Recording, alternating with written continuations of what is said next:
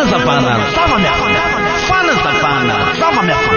ny zava-miafina momba ny franc-maçon sy Illuminati, ny nouvel ordre mondial na lamina vaovao maneran-tany, ny anaram-biby izay ankofan'ny olona rehetra sy ny marika 666. Zava-miafina ao anatin'ny fivavahana izay ahafantaranao ny tena marina, ny momba ny boky Enoka sy ireo anjelinidina teto tany ka nanambady ny zanakavavin'ny olona araka ny hita ao amin'ny Genesisy 4:4. Andarana arainao eto amin'ny TNTV isaky ny zoma maraina amin'ny 9h, ny sabotsy maraina amin'ny 9h ary ny alahady maraina amin'ny 9h30. Tompona andraikitra fikambanana mpiara-mikatsika ny famarinana sy ny fiainana mananrakizay.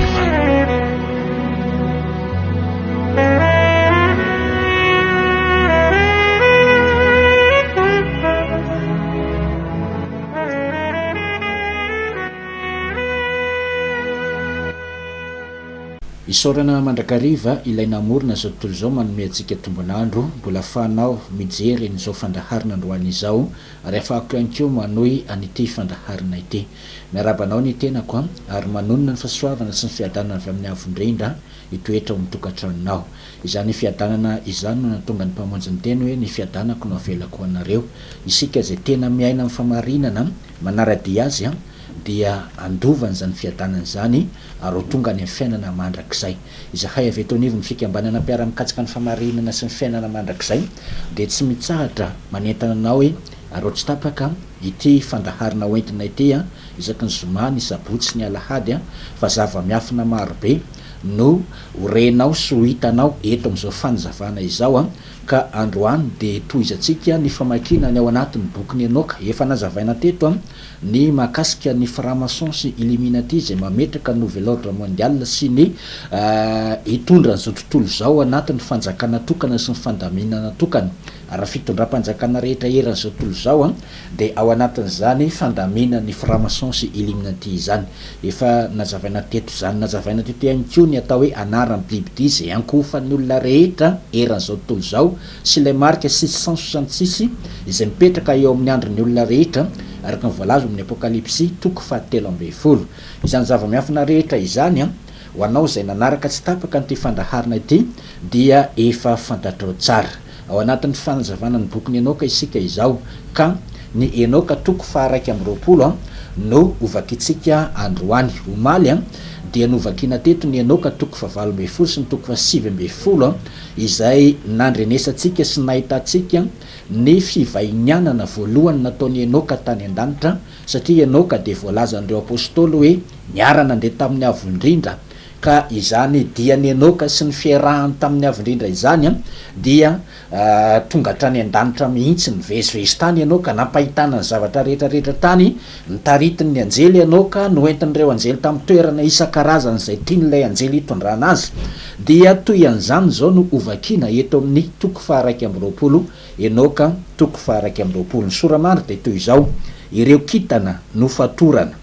Andiny voalohany sy manaraka: ary dia nandeha lalandavitra aho ka tonga teo amin'ny toerana iray izay tsy nisy zavatra tanteraka, tsy hitako teo na ny asa lavorary lanitra na ny zava-tsony ny tany, tsy nisy afa-tsy toerana mangadiady sy mangina ary mahatahotra teo.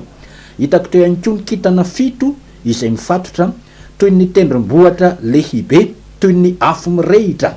Ary dia nihika aho raha nahita izany ka nanao hoe fa dia inona no eloko reto kitany reto no dia nofatorana toy izao izy ireo, fa nahoana izy ireo no natokana ao amin'ity toerana ity? Ary hoy Uriel izay iray tamin'ireo anjely masina niaraka tamiko izay nitari-dalana nanao hoe: ry Enoka, ahoana zany fanontanianao zany? Inona zao tebiteby sy fanahinao izao? Ireo kitan'ireo dia nandika ny didin'ny avo indrindra, ary mba ho famalinan'ny elona dia nofatorana amin'ity toerana ity izy ireo ho amin'ny taonjato tsy manam-pahatamperana. Ary teo dia nafindra ho any amin'ny toerana iray hafa mampihorokoditra. Teo dia nahita ny asan'ny afo midadasika mandoro sy mandevona izay nisy andihany teo afovoany, ary dia nisy andry afo mifamalivaly ka milentika any amin'ny hantsana lalina, ary tsy haiko notombanana na ny alebiazany na ny avony, tsy haiko no faritana ihany koa izay fiforonany. Ary dia hoy koa izao raha nahita izany: toerana matahotra ity ka sarotra ny ahalalany zava-miafina aminy. Uriel iray tamin'ireo anjely niaraka tamiko namaly ka niteny nanao hoe: ry Enoka, nahoana no mitomany ianao, nahoana no gaga amin'ny fahitana ity toerana matahotra ity, amin'ny fahitana ity toeram-pahoriny ity. Ato hoy izy nanampy zany, ity no toerana fiazonana an'ireo anjely, ary ato izy ireo no fatorana mandrakizay. Atreo ny vaky teny horaisiko aloha rehefa aveo tohizako ihany izay mbola tokony ho toyany. Ny tiana aseho sy ampafantarina atsika dia ny fisian'ny toerana izay hihazonana sy amatorana an'ireo anjely nandika ny didiny ray. Ary izany toerana hiazonana sy amatorana ny anjely nandika ny didiny ray zany dia any amin'io toerana naseho tamin'ny Enoka io. Misy kitana fito voaresaka eo izay nafatotra sy nogadraina any anatin'ity toerana nampatahotra ny Enoka ity, satria afo mifamalivaly, tsy hainy Enoka tombanana ny avony, tsy hitany faritana ihany koa hatraizany abeany, nefa dia afo mandoro zany. Raha vakinao ny Apokalipsy toko 20 manomboka amin'ny 1:2 ka hatrany amin'ny 1:4 de hitanao ao fa misy toerana antsoina hoe farimy rehatra afo sy solofara anipazana ny fanahany zay nandika ny didiny ray sy izay niankohaka teo amin'ny laona n'ilay anaran'ny bibidy sy izay rehetra tsy voasoratra ao amin'ny boky ny fiainany zanak'ondry de atsipy any amin'io fary afo io. Efa hitany Enoka tamin'izany fotoana izany io fary afo ary efa hitany Enoka tamin'izany fa efa misy anjely fito mifatotra ao amin'io toerana io. Dia ovakiko indray ny ato amin'ny Enoka toko 520. Tonga zany de dinganiko aty amin'ny 520 satria araky napitaiko matetika eto hoe lava de lava ny zavatra voalaza ao amin'ny bokin'ny Enoka, ary lava be ihany koa no toko sy andininy ao amin'ny bokin'ny Enoka, ka tonga de ny toko 520 indray no ovakiko mbola ao anatin'ny fitantarana ny fivahinianany Enoka tany amin'ny fonenana tany an-danitra tany hatrany isika eto amin'ity vaky teny ity. Aveo de nandrosona keo afovoan'ny tany ary nahita toerana tsara sy mahavokatra izay nanirin'ny hazo maitso lalandava ny raviny. Teo ihany koa dia nahita tendrombohitra masina anankiray aho, ary teo ambany tehezany atsinanana de nisy rano mikorina mianavaratra. Tazako tery atsinanana ihany koa tendrombohitra avo iray ny orina teo afovoan'ny lohasaha lalina sy tery. Mikorina maka amin'ny tendrombohitra ny rano avy amin'ny ilany andrefana, ary teo ambaniny de mbola nisy tendrombohitra iray hafa. Ary teo apotra zany tendrombohitra zany de nisy lohasaha izay noelany elan'ny lohasaha hafa izay samy lalina no maina sady tery avy teo amin'ny faran'ireo tendrombohitra telo ireo. Kanefa ireo lohasaha lalina sady tery ireo de vato lampy avokoa izay nanirin'ny hazo tokana, ary de talanjonao nandinika ilay vato lampy sy ireo lohasaha. De mitoy eto amin'ny toko 520 zao ny toy an'izay vaky teny izay toko 520 andininy voalohany. Ary de nihika aho ka nanao hoe inona no anton'ity toerana voatahy ity, ireto hazo mijoalajoaly reto ary reto lohasaha voaozina mampisaraka azy reto. Ary hoy Iriel ilay anjely masina namaly aho hoe ity lohasaha ity tratry ny fanjonana mandrakizay, eto no anangonana ireo zay nampiasa lelany teny ratsy ny avondrindra, ireo zay nanokatra ny vavany teny ratsy ny voninahany, eto no anangonana azy ireo ary eto no hofonenany. Amin'ny androny lehibe amin'ny fitsarana de izy ireo no atao ohatra ho fanehoana ny famarinana eo amasin'ireo olo-masina rehetra, satria ireo de azo famindrampona trehan'ny avondrindra ka hankalaza azy mandritra ny androm-piainany rehetra ho an'ny avo indrindra. Atreo indray ny vaky teny horaisiko dia anazava aho. Rehefa avy novakina teo ny toerana amatorana an'ireo anjely zay nandika ny didiny avo indrindra, dia nentina tany amin'ny toerana hafa izay misy ny ampijaliana nampiasan'ny lela ny teny ratsy ny avo indrindra. Amin'ny Apokalipsy toko 4 manomboka amin'ny 7 ohatra de misy an'izao vaky teny zao hoe ary nisy anjely mahery anankiray koa nanao tamin'ny fe mahery hoe raha misy miankohaka aloana ny bibidy sy ny sariny ka mandray marika eo amin'ny andro na eo amin'ny tanany, de izy koa ny sotro ny divay ny fateziarany avo indrindra sady ampijaliana ao anatin'ny farimy rehatra afo sy ny solofara.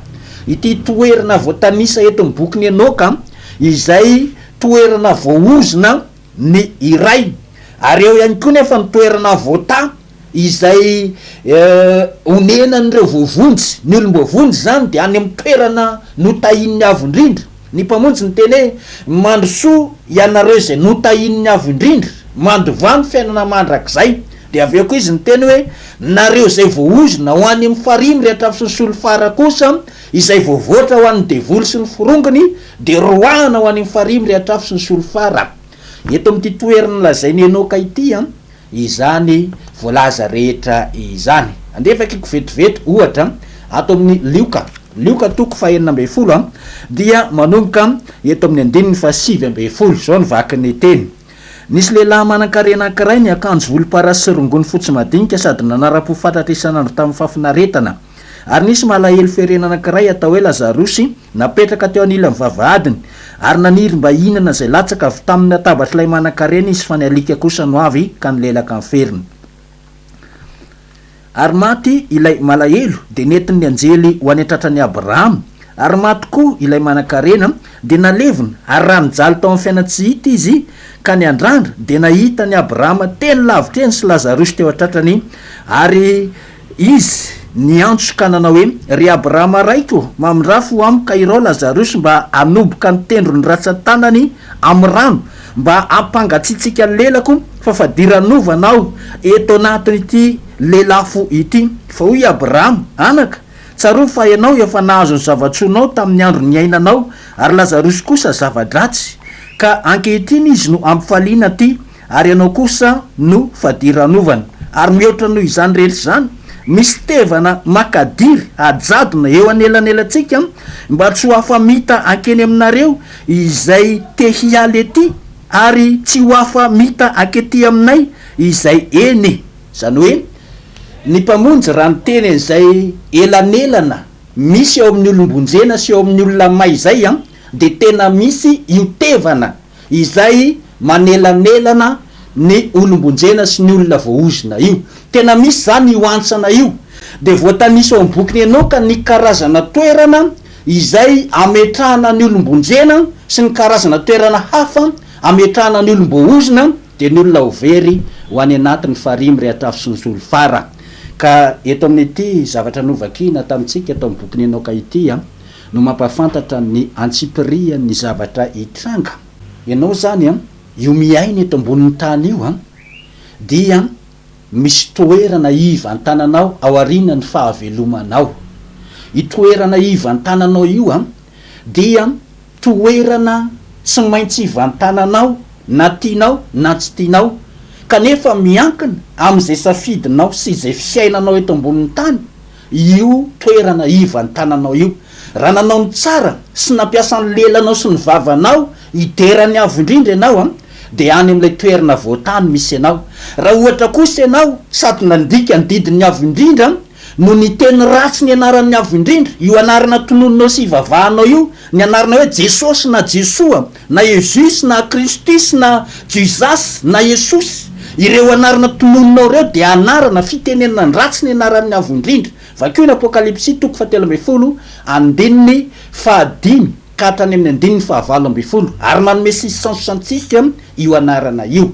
Ny olona rehetra zay mivavaka amin'ny anaran'ny biby ty araka ny voalaza amin'ny Apokalipsy toko 7 andininy fahasivy sy ny manaraka zay efa nivakina teo de ho atsipy any anatin'ity toerana voalaza ato amin'ny boky Enoka ity izay toerana voaozona ametrahana sy andorona nyreo zay nampiasa ny lelany hiteny ratsy ny avo indrindra. Mbola velona ianao zao, mbola afaka mandinika tsara ianao, mbola afaka manapa-kevitra ianao. Zavatra misy porofo avokoa ny zavatra hoentiko rehetreto ary ny avo indrindra zay nampijoro ny fikambanana mpiara-mikatsika ny famarinana sy ny fiainana mandrakizay no manome anay ny porofo rehetra hoentina manazava an'izao zava-miafina izao. Ny esorony mpitondra fivavahana Romanina tamin'ny taona 700 teoriana mpamonjy ny esorony tsy ao anatin'ny baiboly intsony ny boky Enoka raha nitambatra tamin'ny horonam-boky fampiasan'ny mpaminany sy fampiasan'ny zanak'Israely sy nampiasain'ireo fiangonan'ny apôstôly ny boky Enoka nandritra ny taona maro izay mbola nisian'izany boky Enoka izany. Fa tamin'ny taona 700 izay nifehezan'ny Romanina ny fivavahana dia tsy afaka nampiasaina intsony ny boky Enoka satria mamelabelatra ny zava-miafina momba ny fivavahana tena marina sy ny fitaka ny oentin'ireo anjely nidina teto ambonin'ny tany sy nampianarin'ny olombelona ka nahatonga ny olombelona ndika ny didin'ny avondrindra, nahatonga ny olombelona iteny ratsy ny anaran'ny avondrindra, nahatonga ny olombelona tsy hafantatra ny anaran'ny avondrindra mandrak'androany. Vokatra zany zavatra noentin'ny anjely nanota sy niodina tao an-danitra sy nandao ny fonena ny tany an-danitra izany vokatra ny nataon'ireo anjely ireo no mahatonga antsika tsy hafantatra ny marina mandrak'androany. Hoy ny mpamonjy hoe katsao ny fanjakany sy ny famarinany de fanampiny ny zavatra rehetra. Ny laharan'ny telefônina fahanao miantso na mandefa message aty amin'ny Frère Abel dia io misoratra eo amin'ny écran io. Afaka mandefa message ianao, afaka miantso ianao ka zay zavatra azonay valiana eto amin'ity fandaharana ity dia ho valiana. Izay zavatra tsy azo valiana kosa noho ny lalàna mifehy tony ainao manjery itony dia amin'ny fotoana ionanay aminao no amalina an'izany zavatra rehetra izany. Mino fa nafaly anao ny fahitana indray an'izao fandaharana androany izao rampitso toizako indray ny toyany mametraka mandrapitafa ho amin'ny rampitso indray.